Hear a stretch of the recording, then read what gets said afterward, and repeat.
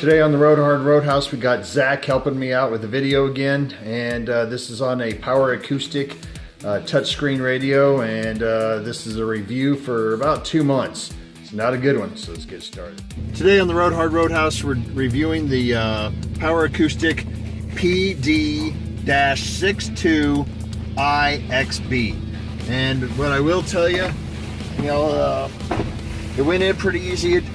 I'm gonna have, if I keep this, I'm gonna have to move it out a little bit more to fit my dash, but that's not really the problem that I have with this stereo.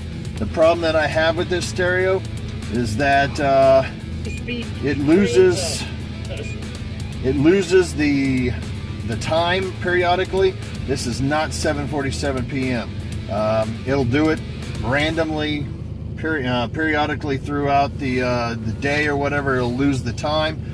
As far as the phone, the little microphone is right up here, and when you put it, when you start talking on the phone on this, it works great, but it's all muffled to the person on the other end of the phone. And what I'm guessing is that I would need in order for it to work correctly, I'd need a microphone that was closer to me, like up on my visor or something like that, in order for it to work correctly. Yesterday, all of a sudden, out of the blue, my as I was driving down the road, my preset radio stations just stopped working. So, it does have. Let me see here. It does have. The touch functions work great as far as the radio, the disc, the DVD, the USB works great. Everything has worked great on this as far as the regular stuff on it. I did not hook up my backup camera to it yet, just because I'm having so many issues with it already. So I didn't really want to mess with it, because the main reason why I got this was I got it for $14 through a raffle, but I wanted to keep it because I could use the backup camera, and the other function was that really was important, as I drive a lot, and I wanted to put the being able to talk on the phone through the Bluetooth onto the radio. And I will tell you, it sounds great when you call somebody and their voice comes through the speakers of the truck.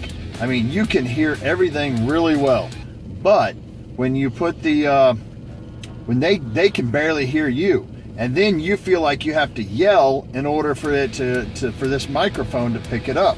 So that's the only thing bad. I would not buy this radio again, or if I had to buy it, I wouldn't buy it again. And it is a 300 watt by 4 channel. It's got the Bluetooth. It's got the Sirius FM if you want to hook that up. But I will tell you, it's the USB. It's got it right here. Figure it out. Well, now it's not opening. There it is. The USB, you can put your chip, SD card, and the auxiliary right here. But other than that, I will tell you that I would not buy this stereo, and I'm probably going to be looking for some sort of an app stereo to where I can have some apps on the screen itself. But as far as everything else, it does work great. The channels change, the touchscreen, there's no issues with it whatsoever at all. But like I said, the main functions I wanted to use it for are the phone, and the phone, they can barely hear you, and it was really annoying when the clocks just periodically stops and goes back to 12 o'clock while you're driving down the road. And when your preset radio stations drop, and all of a sudden, that's kind of a pain too.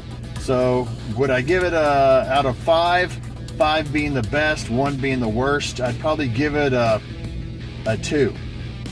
And as always, thank you for watching, subscribing, comment down below, and as always, if you ride her hard, don't put her up wet. Thanks guys for watching. I want to thank Zach for helping me today. As always, if you ride her hard, don't